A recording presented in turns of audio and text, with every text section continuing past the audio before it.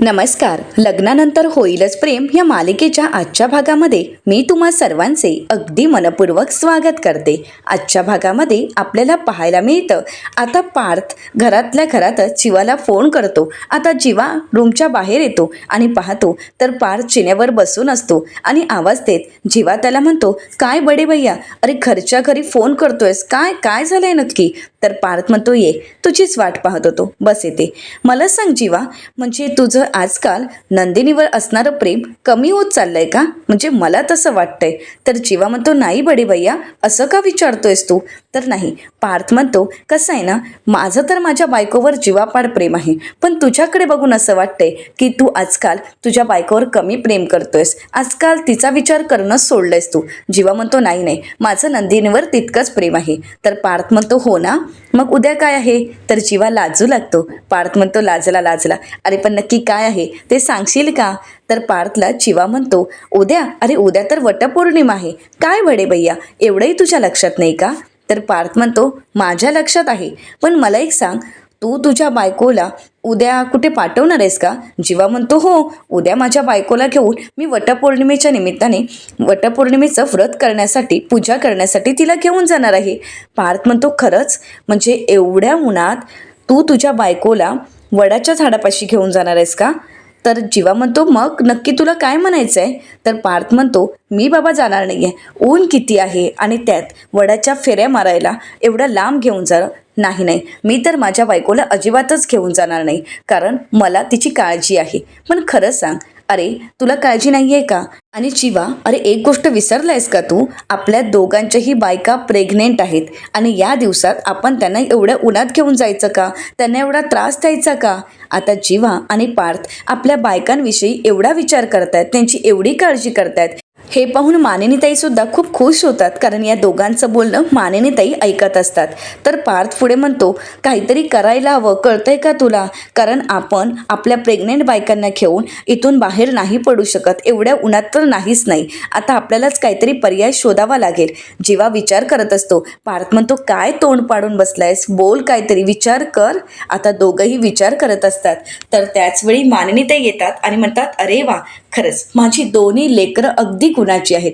म्हणजे त्यांच्या बायकांचा त्या एवढा विचार करतात, हे पाहून खरंच खूप बरं वाटलं. खरंच सांगू का, तुमच्या बायका प्रेग्नेंट आहेत आणि या दिवसात तुम्ही त्यांची इतकी काळजी घेताय, हे पाहून खरंच मी खूप खुश झाले. I proud of you. असं म्हणत आता मानिनीताई त्या दोघांचंही कौतुक करतात. मानिनीताई म्हणतात, पण तुम्हाला खरंच सांगू का, जगात सगळ्याला पर्याय असू शकतो, पण वडाला नाही. सवाष्णबाईला वटपौर्णिमे दिवशी वडापाशी जावंच लागतं. आता मात्र जीवा आणि पार्थ विचार करू लागतात. तर मानिनीताई पुढे म्हणतात, हा आता तुम्ही दोघं म्हणाल संजीवनी मिळाली नाही म्हणून हनुमानजी द्रोणागिरी पर्वत घेऊनही का आले, असा तुमच्या मनात नक्कीच प्रश्न निर्माण होईल. पण तसं तुम्हाला वडाचं वृक्ष घेऊन येता येणार नाही ना. हा आता ते वृक्षच केवढं मोठं असतं. हा आता आजकाल काही बायका, काही जणांना तिथे जाणं शक्य होत नाही, म्हणून वडाची फांदी घरी घेऊन येतात आणि त्याची पूजा करतात. पण फांदी तोडून आणणं हे पर्यावरणाच्या विरोधात आहे. खरं तर मला असं वाटतं, झाडं लावावीत, जगवावीत, ती लहानाची मोठी करावीत, पण तोडू नयेत. आता जीवा आणि पार्थ विचार करत असतात. मानिनीताई म्हणतात, बघा आता चालवा तुमची डोकी, म्हणजे बायकोला वडापाशी घेऊन जायचं की वडाला बायकोपाशी? तर आता हे ऐकताच पार्थच्या डोक्यात एक आयडिया येते आणि पार्थ खुश होत म्हणतो की आम्हाला आमचं सोल्युशन मिळालं आहे. तर जीवा म्हणतो, येस, थँक्यू. असं म्हणत जीवा आणि पार्थ तिथून निघून जातात. मानिनीताई म्हणतात, अरे नक्की काय, तुम्हाला काय ठरलंय तुमचं? मला तरी घ्या त्यात. परंतु जीवा आणि पार्थ काही मागे वळून पाहत नाही, ते तिथून निघून जातात. पण आपल्या दोन्ही मुलांना इतकं खुश पाहून मानिनीताई सुद्धा खूप खुश असतात. तर दुसरीकडे आर्याच्या घरी आपल्याला पाहायला मिळतं की आर्या गेम खेळत असते आणि त्यामध्ये तिने जीत आणि आर्या या दोन्ही नावाची लेटर जॉईंट केलेली असतात. आता त्या दोन्ही लेटरमधील जीत या नावातील ती टी बाजूला करते आणि त्या ठिकाणी व्ही ॲड करते आणि पाहते तर जीव आणि आर्या अशी दोन नावं तयार झालेली असतात. जीवा आणि आर्या हे नाव अगदी व्यवस्थित तयार झालेलं पाहून आता आर्या म्हणते की ती सहजपणे जीतच्या ठिकाणी जीवा हे नाव फिट झालंय. मग हा नक्की खेळ आहे की काही संकेत? असं म्हणत ती आपल्या आयुष्यात जीवाचा विचार करत असते आणि म्हणते, जीवा, आर्या, आणि त्यानंतर ती आपल्या पोटाला हात लावते, कारण आता आर्याच्या पोटात जीवाचं बाळ वाढत असतं आणि तेच तिच्यासाठी खूप महत्त्वाचं असतं. तर दुसरीकडे देशमुखांच्या घरी आपल्याला पाहायला मिळतं वसुहत्या म्हणतात, काय जीवानंदिनी? तर आता रम्या म्हणू लागते, हळू ना, हळू बोल, कोणीतरी ऐकेल. वसुहत्या म्हणतात, हो पण काय? जीवानंदिनी त्या आर्यासमोर हात जोडून उभे होते. तर रम्या म्हणू लागते, हो मी स्वतः प्रत्यक्ष स्वतःच्या डोळ्यांनी पाहिलं आहे. तर वसुहत्या म्हणतात, मला ना या आर्याचा पहिल्या दिवसापासूनच संशय येत होता. म्हणजे चेहरा अगदी बकरीसारखा आहे, पण डोकं मात्र कोल्ह्यासारखं. मी कित्येक वेळा त्यांना बघितलं आहे. सतत ती आर्या जीवानंदिनीच्या रूममध्येच पडलेली असते आणि सतत त्या तिघांचं काही ना काही सुरू असतं. तर विजय विचारतो, पण काय? रम्या म्हणते, तेच तर काही कळत नाहीये. म्हणजे बघा ना, आज मी हॉस्पिटलला गेले होते आणि त्यावेळी मी पाहिलं जीवा आणि नंदिनी त्या आर्यासमोर हात जोडून उभे होते आणि म्हणजे आनंदाने रडत होते, जसं की कित्येक वर्षापासून त्यांच्यापासून दूर गेलेली गोष्ट, म्हणजे त्यांना जी गोष्ट मिळत नव्हती ती अचानकच त्यांना मिळत आहे. म्हणजे त्यांच्या आयुष्यात कित्येक वर्षानंतर आनंद येणार आहे, असंच काहीतरी. तर विजय म्हणतो की आनंद आलाय की आणला गेला आहे? तर वसुहत्या आणि रम्या विजयला म्हणतात, म्हणजे म्हणजे नक्की काय म्हणायचं आहे? तर विजय म्हणतो की ते दोघं आई बाबा होणार आहेत. मग त्यांच्या आयुष्यात यापेक्षा मोठं सुख काय असू शकतं? पण हे सुख त्यांच्या आयुष्यात कोण आणणार? ती आर्या? तर आता वसुहत्या म्हणतात, काय माहीत, मला तर काहीच कळत नाहीये. तर विजय रम्याला म्हणतो, रम्या तू जरा थोडं जवळ जाऊन ऐकायला हवं होतंस, ते बघायला हवं होतंस, म्हणजे आपल्याला कळालं असतं की ते नक्की काय बोलतायत. लांबून बघत बसलीस, याने आपल्या हाती काय लागणार? एकतर आपल्या हाती यातून काहीच लागत नाहीये. रम्या म्हणते, गप रे तू, एकतर आल्या आल्या मी एवढे प्रयत्न करतेय, मी हे सगळं शोधून काढण्याचा प्रयत्न करते, तुझ्यासारखी बसून राहिली नाहीये मी. तर आता विजय म्हणतो, okay okay, you are right, okay, आता तरी शांत होशील? आय एम सॉरी, मी फक्त एवढंच म्हणतोय की पुढच्या वेळी जाताना तू मला घेऊन जा सोबत, म्हणजे मला सुद्धा त्यांची सिक्रेट कळतील. तर रम्या म्हणते, कशाला? सगळ्यांनी फक्त जीवा आणि नंदिनीवरच फोकस करायचा आहे का? आई म्हणाली त्याप्रमाणे पार्थ आणि काव्यासुद्धा काहीतरी लपवतायत. मग आता ते सुद्धा काय लपवतात हे सुद्धा आपल्याला शोधून काढायचं आहे. त्यामुळे आता तू तिथे फोकस करायचा आहे आणि त्यांचं सत्य तू शोधून काढायचं आहे. तर विजय म्हणतो, हो नक्कीच. तर रम्या म्हणू लागते, यांचं काय करायचं ना ते मी बघते. तर विजय म्हणतो, ओके ओके माय लव, असं म्हणत आता विजय रम्यावर असणारं प्रेम व्यक्त करून दाखवत असतो. तर आता हे पाहून वसुहत्या खुश होतात आणि म्हणतात, चला माझे जावई आणि लेक एकत्र आलेत, हे पाहून मात्र मी खूप खुश आहे. वसुहत्या म्हणतात, पण तुम्हाला खरं सांगू का, आजचा दिवस आपल्यासाठी खूप लकी आहे. म्हणजे रम्या, तू जीवा आणि नंदिनीला आर्यासोबत हॉस्पिटलमध्ये पाहिलंस आणि मी इथे जीवा आणि नंदिनीला कुठली तरी फाईल लपवताना पाहिलं. आणि रम्या ते फाईल अशा पद्धतीने ठेवत होते ना की मला खात्री आहे की त्या फाईलमध्ये नक्कीच काहीतरी असणार. आता रम्या आणि विजय विचार करू लागतात. तर विजय म्हणतो, चला तर मग शोधून काढूयात ती फाईल आणि उद्या वटपौर्णिमेला करूयात मोठा धमाका. आता विजय हात पुढे करतो, तर त्यानंतर वसुहत्या आणि रम्या हात मिळवणी करतात आणि तिघही एकजुटीने या चौघांचंही सत्य शोधायचं ठरवतात. आता दुसऱ्या दिवशी वटपौर्णिमेचा दिवस असतो आणि या वटपौर्णिमेच्या खास दिवसासाठी नंदिनीने खास लूक केलेला असतो. ती खूप छान तयार होत असते. तयार झाल्यानंतर ती स्वतःला आरशात पाहते आणि त्यावेळी तिच्या नजरेत जीवाविषयीचं प्रेम पुन्हा एकदा दिसून येत असतं. तिला जीवासोबत घालवलेले प्रत्येक क्षण तर आठवतच असतात, परंतु या दिवसाला मात्र तिची पहिली वटपौर्णिमा तिला आठवत असते. या पहिल्या वटपौर्णिमे दिवशी जीवा खूप आजारी असतो, तो मरणाच्या दारात असतो आणि त्यावेळी एक सावित्री म्हणून नंदिनीने तिचं वटपौर्णिमेचं व्रत पूर्ण केलेलं असतं आणि जीवाला वाचवण्याचे प्रयत्न केलेले असतात. एकीकडे जीवा अंथरुणावर असतो, तर दुसरीकडे नंदिनी हे व्रत करण्यासाठी गेलेली असते आणि त्यावेळी तिच्या पायाला कास लागते, तिच्या पायाला दुखापत होते, तरी सुद्धा न डगमगता ती हे व्रत पूर्ण करते आणि एक वटपौर्णिमे दिवशी आपल्या जीवाचा जीवही वाचवते. हे सर्व क्षण नंदिनीला आठवत असतात. तिचं जीवावर असणारं प्रेम आणि त्यांच्या प्रेमाचं प्रतीक असणारं जीवाने प्रेमानेच दिलेलं ते घड्याळ आता नंदिनी तिच्या हातात घालते. आणि त्यानंतर आपलं मंगळसूत्र पाहते. जीवाच्या नावाचं तिच्या गळ्यात असणारं मंगळसूत्र हे सौभाग्याचं लेणं म्हणजे तिच्यासाठी खूप महत्त्वाचं असतं. ते ती आपल्या हृदयाशी कवटाळते. नंदिनी जीवावर चिवापाड प्रेम करत असते आणि त्यांचं नातं नेहमीच ती खुलवण्याचा प्रयत्न करत असते. आपल्या नवऱ्याला दीर्घायुष्य मिळावं म्हणून प्रेग्नेंट असताना सुद्धा तिने वटपौर्णिमेचं व्रत करायचं ठरवलेलं असतं. तर दुसरीकडे काव्या, आयसचं स्वप्न आणि आता पार्थचं बाळ ह्या दोन्ही गोष्टी सांभाळत आता पार्थच्या दीर्घायुष्यासाठी तीही तयार होत असते. तीही वटपौर्णिमेसाठी खास लूक करून तयार होत असते. काव्याचंही पार्थवर चिवापाड प्रेम असतं. आपलं नातं जपण्यासाठी काव्याही धडपडत असते. तिच्या गळ्यात असणारं काव्यार्थ नावाचं मंगळसूत्र म्हणजे काव्यासाठी तो श्वास असतो. तर हातामध्ये हिरवा चुडा, सौभाग्याचा साज शृंगार अलंकार परिधान करत काव्यासुद्धा वटपौर्णिमेसाठी खूप छान तयार झालेली असते. आता काव्याला सुद्धा तिच्या पहिल्या वटपौर्णिमेचा तो क्षण आठवतो.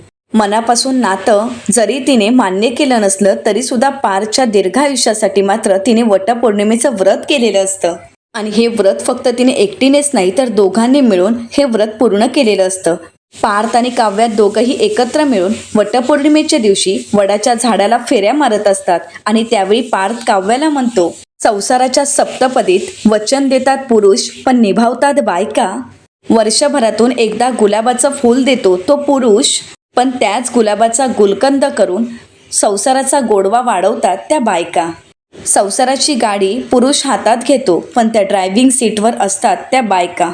तुम्ही बायका न डगमगता न थकता अगदी निष्ठेने हे व्रत करत असता, श्रद्धेने आणि अगदी मनापासून हे व्रत करत असता. पण ती चिकाटी, तो भाबडेपणा नसतो आम्हा पुरुषात. आणि म्हणून मला असं वाटतं की बायका व्रत करतात. पण त्यावेळी काव्या मात्र काहीच बोलत नसते. कारण काव्याच्या मनात पार्थविषयी काहीच प्रेम नसतं. कारण अजूनपर्यंत काव्याच्या मनात पार्थची जागा निर्माण झालेली नसते. परंतु आता काव्याच्या मनात पार्थची जागा इतकी छान पद्धतीने निर्माण झालेली असते की आता पार्थशिवाय एक क्षण राहणंही काव्यासाठी अशक्यच असतं. आणि पहिल्या वटपौर्णिमेचे ते गोड क्षण, पार्थचं ते बोलणं, हे सगळं काही काव्याला आता आठवत असतं. आणि त्या सगळ्या गोष्टीची आठवण होताच काव्यही लाजू लागते. आता नंदिनी तयार होऊन वटपौर्णिमेच्या पूजेसाठी खाली उतरून येते. तर त्यावेळी काव्यासुद्धा रूमच्या बाहेर येते आणि नंदिनीचं कौतुक करत म्हणते, हा किती सुंदर दिसतेस, परम सुंदरी, हा रंग किती खुलून दिसतोय तुझ्यावर. तर नंदिनी म्हणते, माझं सोड, स्वतः जाऊन आरशात बघ. अगोदरच तू दिसायला सुंदर आहेसच, पण आता गरोदरपणाचं तेज तुझ्या चेहऱ्यावर दिसू लागलं आहे. तर काव्या म्हणते, थँक्यू, पण ताई मी काय म्हणते, आता दोघीही एवढ्या कमाल दिसतच आहोत तर सेल्फी काढूयात ना आपण आपला. असं म्हणत आता काव्या आपल्या दोघांचा सेल्फी काढत असते. परंतु तो फोटो काही तिला आवडत नाही. नंदिनी म्हणते, काय झालं? काव्या म्हणते, नाही ग, बॅकग्राऊंड एवढा चांगला दिसत नाहीये की फोटो. तर आता नंदिनी म्हणते, एक मिनिट, आपण आपले फोटो काढण्यासाठी जी 2 माणसं ठेवली आहेत ती कुठे आहेत? कोणी आहे का तिकडे? असं म्हणत नंदिनी आवाज देते. तर काव्या म्हणते, नाही ग, कोणीच नाहीये. नंदिनी म्हणते, मग गेले आहेत कुठे? तर काव्या म्हणते, मलाही माहीत नाहीये की ही आपली 2 माणसं कुठे गेली आहेत नक्की. जी हेरवी तर आपले नवरे आपल्या मागे पुढे फिरत असतात, पण आज नेमके दोघे कुठे गेलेत काहीच कळत नाही. तर त्याचवेळी जीवा आणि पार्थ आवाज देत म्हणतात, आप हमें वहाँ ढूंढ रहे हो लेकिन हम आपका यहाँ इंतजार कर रहे हो. आता मात्र जीवा आणि काव्या मागे वळून पाहतात. तर त्यांच्या स्वागतासाठी जीवा आणि पार्थ तिथे सज्जच असतात. आता नंदिनी आणि काव्या तयार तर झालेल्या असतात, पण त्यांच्यासोबतच त्यांचे नवरे देखील खूप छान तयार झालेले असतात. आता त्या दोघांचा लूक पाहून काव्या आणि नंदिनी तर खूप खुश होतात. तर दुसरीकडे पाहायला मिळतं, विजय म्हणतो, झालंय, आपण ठरवलं ते अगदी परफेक्ट सेट झालं आहे. म्हणजे आताच मी नंदिनीला तयार होऊन खाली जाताना पाहिलं. म्हणजे आता नंदिनी आणि काव्या वटपौर्णिमेच्या पूजेसाठी बाहेर निघणार आहेत. रम्या म्हणते, येस, म्हणजे आता आपल्या मनासारखं होणार. तर वसुआत्या म्हणतात, पण मला एक कळत नाहीये, दोघीही प्रेग्नेंट आहेत ना, मग या दोघींना मिरवायची काय गरज आहे? आणि या दोघींचे नवरे म्हणजे गुळाला ज्याप्रमाणे मुंगी चिकटून असते ना, तसेच चिकटून असतात. आता बघ, या दोघी बाहेर पडल्या की ताटाखालच्या मांजराप्रमाणे शेपटी हलवत हलवत हे दोघे सुद्धा त्यांच्या मागे मागे जातील. आता वसुआत्यांचं हे बोलणं ऐकून रम्या आणि विजयला हसायला येत असतं. तर रम्या हसत असताना वसुआत्या रम्याला म्हणतात, तू काय असतेस? आणि एक मिनिट, तू अजून तयार झाली नाही आहेस का? तुम्ही दोघंही अजून तयार नाही आहात का? काय ग रम्या, विसरलीस? तुम्हा दोघांची सुद्धा आज पहिली वटपौर्णिमा आहे ना? विजयराव? तर विजय म्हणतो हा हा हो हो, म्हणजे मी काही विसरलो नाहीये. तर रम्या म्हणते आई अगं तू पण काय, तू माझ्या पायाची अवस्था बघतेस ना अगं, रोजचे कपडे घालताना सुद्धा मला इतका त्रास होतोय. त्यात सुद्धा मला भिंतीचा वगैरे आधार घेऊन असे व्यवस्थित हळूवारपणे कपडे घालावे लागत आहेत. या सगळ्यात कुठे मग ती साडी नेसून त्या वडाला फेऱ्या, त्या झाडाला फेऱ्या मारणं नाही का शक्य होणार. यावर्षी तर मला ही वटपौर्णिमा साजरी करणं शक्यच होणार नाहीये. तर विजय म्हणतो आणि आम्ही दोघं म्हणजे काही यांच्यासारखी चिकट चॉकलेट कपल नाही आहोत. रम्या म्हणते हां अगदी बरोबर आहे. तर वसुहत्या म्हणतात अच्छा. तर विजय म्हणतो आम्ही स्पेशल आहोत आणि आम्ही आमची वटपौर्णिमा स्पेशल पद्धतीने साजरी करू. तर वसुहत्या म्हणतात पण ती कशी? तर आता विजय म्हणतो जीवानंदिनीच्या रूममधील ती फाईल शोधून. रम्या म्हणते करेक्ट, म्हणजे आपण याच संधीचा फायदा करून घ्यायचा आहे आणि आता जीवानंदींच्या रूममध्ये जाऊन ती दोघं रूममध्ये नाहीत या संधीचा फायदा घेत आपल्याला ती फाईल शोधायला हवी, ती फाईल आपल्याला मिळवायला हवी. रम्या म्हणते बघूयात तरी हे दोघं नेमकं काय लपवतायत ते. आता रम्या, विजय आणि वसुहत्या नंदिनीच्या रूमची झडती घेत त्यांच्या रूममध्ये लपवून ठेवलेली फाईल शोधायची ठरवतात. तर दुसरीकडे पाहायला मिळतं नंदिनी आणि काव्या जीवा आणि पार्थच्या समोर येऊन उभ्या राहतात. तर काव्या म्हणते काय तुम्ही कुठे होता? तर पार्थ आणि जीवा म्हणतो काही नाही, सहजच आम्ही थोड्या वेळासाठी बाहेर गेलो होतो. तर काव्या म्हणते पण आम्हाला फोटो काढायचे होते. तर पार्थ म्हणतो काय आहे ना, बायका वडाची पूजा करण्यासाठी बाहेर जातात, वडाच्या झाडाखाली जातात. तर जीवा म्हणतो पण आम्ही आमच्या बायकांसाठी वडाचं झाडच घरी घेऊन आलो आहे.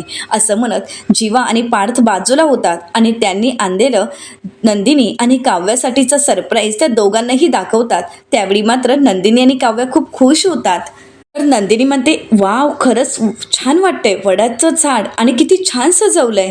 तर त्यानंतर काव्य पार्थला म्हणते कसं सुचतं हो तुम्हाला हे सगळं काही, पण एक मिनिट, तुम्ही वडाचं झाड घरी का आणलंय? तर पार्थ म्हणतो का म्हणजे तुम्हीच म्हणाला होता ना की अशा अवस्थेत मी फेऱ्या मारू शकेन ना, म्हणजे मी म्हणजे तुम्ही. तर काव्य म्हणते अहो मी तर ते सहज म्हटलं होतं, पण तुम्ही एवढं मनावर घेतलंय. तर पार्थ म्हणतो हो. तर नंदिनी जीवाला म्हणते बरं जीवा, तुम्ही जो हा काही शहाणपणा केलाय ना तो मला आवडलाय, पण बरं हे सगळं काही काव्यासाठी ठीक आहे, पण माझ्यासाठी कशाला? नाही म्हणजे मी तर वडाच्या झाडाला फेऱ्या मारू शकते. तर काव्या म्हणते माझ्यासाठी कशाला म्हणजे ताई, आपण दोघीही प्रेग्नेंट आहोत, हे विसरलेस का तू? अगं आपण दोघीही प्रेग्नेंट आहोत, म्हणूनच तर आपल्या नवऱ्यांनी वडाचं झाडच घरी आणलं आहे. तर नंदिनी म्हणते मी सुद्धा तेच म्हणत होते, म्हणजे मला तर आता 3राच महिना चालू आहे, मी जाऊ शकते ना बाहेर, वडाच्या झाडाला फेऱ्या मारू शकते.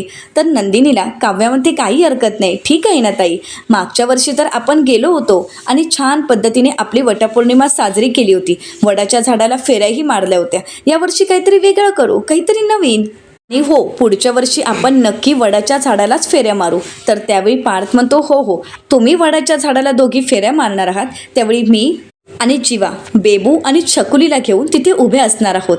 तर आता जीवा लगेच म्हणतो बेबू आणि छकुली, खरंच असं होईल? तर काव्या जीवाची मस्करी करत म्हणते खरंच असं होईल हा भाऊजी? तर काव्या त्या दोघांना म्हणते बेबू आणि छकुलीमुळे तुम्हाला एक्स्ट्रा कुर्ते कॅरी करावे लागतील. तर पार्थ विचारतो का? तर काव्य म्हणते नाही, म्हणजे बेबू आणि छकुली तुमचे कुर्ते कधी ओले करतील हे नाही सांगता येणार बाबा. आता नंदिनी आणि काव्य हसू लागतात. तर पार्थ काव्याला म्हणतो डायफर नावाचा एक प्रकार असतो, माहीत आहे ना? तर काव्य म्हणते हो का, वेट अँड वॉच. तर नंदिनी म्हणते चला चला बस झाल्या गप्पा, आता पूजेला सुरुवात करूयात ना? तर काव्या म्हणते नंदिनी ताई आधी तू. तर जीवा म्हणतो फक्त तू नाही, आम्ही दोघं, म्हणजे मागच्या वर्षी नंदिनी तू माझ्यासाठी व्रत केलं होतं, माझ्यासाठी वडाला फेऱ्या मारल्या होत्यास, परंतु यावर्षी आपण दोघांनी मिळून हे वटपौर्णिमेचं व्रत करायचं आहे. कारण मागच्या वेळी आपण फक्त जीवा आणि नंदिनी होतो, पण यावेळी आपण जीवानदिनी आहोत, त्यामुळे हे व्रत आपण दोघांनी मिळून करणार आहोत. तर नंदिनी म्हणते हो ठीक आहे पसारेवाला, तुम्ही म्हणाल तसं आपण करूयात. असं म्हणत आता काव्या, पार्थ, जीवा आणि नंदिनी वटपौर्णिमेच्या पूजेला सुरुवात करतात. तर इकडे वसुहत्या, रम्या आणि विजय त्यांच्यावर लक्ष ठेवून असतात. यांच्या प्लॅनप्रमाणे चौघही घराबाहेर पडतील, पण आता तर चौघही घरातच असतात, त्यामुळे वसुहत्या, रम्या आणि विजय त्यांच्या रूममध्ये येतात. तर विजय म्हणू लागतो ही चौघही तर अजून खरीच आहेत. रम्या म्हणते हो ना, मग आता त्यांच्यासमोर त्यांच्या रूममध्ये कसं जाणार आपण? आपल्यापैकी कोणाचीच रूम त्या साईडला नाही आहे, त्यामुळे त्यांना संशय येईल. तर विजय म्हणतो, मी एक काम करतो, मी माझ्या रूममध्ये जातो आणि तिथल्या पॅसेजमधून जीवाच्या रूमच्या खिडकीतून आतमध्ये उडी मारतो, म्हणजे आपल्याला जी फाईल हवी ती मिळवता येईल. तर वसुआत्या म्हणतात, नाही नको, ही करण्याची काहीही गरज नाही, उगाच तुम्ही रिस्क घेऊ नका. तर रम्या म्हणू लागते, आई तू जरा थांब. असं म्हणत आता विजयच्या जीवाची पर्वा न करता रम्या मात्र विजयला फाईल शोधायला पाठवते आणि म्हणू लागते, विजय जातो, ती फाईल शोधून आण. विजय सुद्धा फाईल शोधण्यासाठी निघून जातो. वसुआत्या रम्याला म्हणतात, अगं कशाला पाठवलंयस? रम्या म्हणते, जाऊ देत ना. तर वसुआत्या म्हणतात, हा तर गेलाय, पण आता आपण. तर त्यावेळी रम्या आता एक पर्याय शोधते आणि आता सर्वांच्या नकळतच रम्या आणि वसुआत्या खिडकीतून जायचं ठरवतात. परंतु इथे विजय मात्र आता त्या चौघांच्या समोरूनच जीवाच्या रूममध्ये जात असतो. पण त्यावेळी नंदिनीला मागे कोणीतरी उभा आहे असा भास होतो आणि म्हणूनच नंदिनी मागे येऊन पाहते. परंतु त्यावेळी विजय सोप्याच्या मागे लपतो. तर जीवा विचारतो, काय ग, काय झालंय? नंदिनी म्हणते, नाही काही नाही. असं म्हणत आता दोघंही पूजा करायला सुरुवात करतात आणि त्याच संधीचा फायदा घेत आता विजय त्यांच्या रूमच्या दिशेने निघून गेलेला असतो. तर इकडे वसुआत्या आणि रम्या हे सगळं दृश्य पाहत असतात. नंदिनीने वटपौर्णिमेच्या पूजेला सुरुवात केलेली असते. अगदी व्यवस्थितपणे नंदिनी मनापासून वटपौर्णिमेची पूजा करत असते आणि आता या सगळ्यांच्या नकळतच विजय मात्र जीवा आणि नंदिनीच्या रूमपर्यंत गेलेला असतो. तो एवढी मोठी रिस्क पत्करत आता सगळ्यांच्या नकळतच त्यांच्या रूमच्या बाल्कनीपर्यंत पोहोचलेला असतो. तर इकडे नंदिनी व्यवस्थितरित्या पूजा करत असते आणि तिच्यासोबत जीवाही असतो आणि हे दृश्य वसुआत्या आणि रम्या पाहतात. रम्या म्हणू लागते, आई यांना म्हणावं, आता जेवढे धागे बांधायचे आहेत ना ते बांधून घ्या, जेवढ्या फेऱ्या मारायच्या आहेत तेवढ्या फेऱ्या मारा, मग बघा नक्की तुमच्या हातून काय काय सुटतंय. तर येणाऱ्या पुढील भागामध्ये आपल्याला पाहायला मिळतं आता वसुआत्या आणि रम्या यांनी सर्वांनाच एकत्र बोलावलेलं असतं. वसुआत्या म्हणतात, खूप विश्वास आहे ना तुमच्या या सर्व गुण आणि आदर्श सुनेवर, ती कधीही खोटं बोलत नाही. तर रम्या म्हणते, पण तुमची ही आदर्श नंदिनी तुमच्यापासून एक मोठं सत्य लपवते. असं म्हणत आता नंदिनीचं ते खोटं पोट रम्या सर्वांना दाखवते आणि नंदिनीच्या समोर धरत ती सर्वांनाच म्हणते, विचारा आता तुमच्या या नंदिनीला की हे खोटं पोट कोणाचं आहे ते. आता मात्र ते दृश्य पाहून नंदिनीच्या पायाखालची जमीनच सरकते. आता नंदिनीचं हे सत्य सर्वांसमोर येईल का आणि या सगळ्याला जीवानदिनी कशा प्रकारे सामोरे जातील हे पाहणं अतिशय रंजक ठरणार आहे. मित्रांनो, अशाच मालिकांचे नवनवीन अपडेट पाहण्यासाठी चॅनलला नक्की सबस्क्राईब करा. आजचा हा व्हिडिओ पाहिल्याबद्दल तुम्हा सर्वांचे अगदी मनपूर्वक धन्यवाद.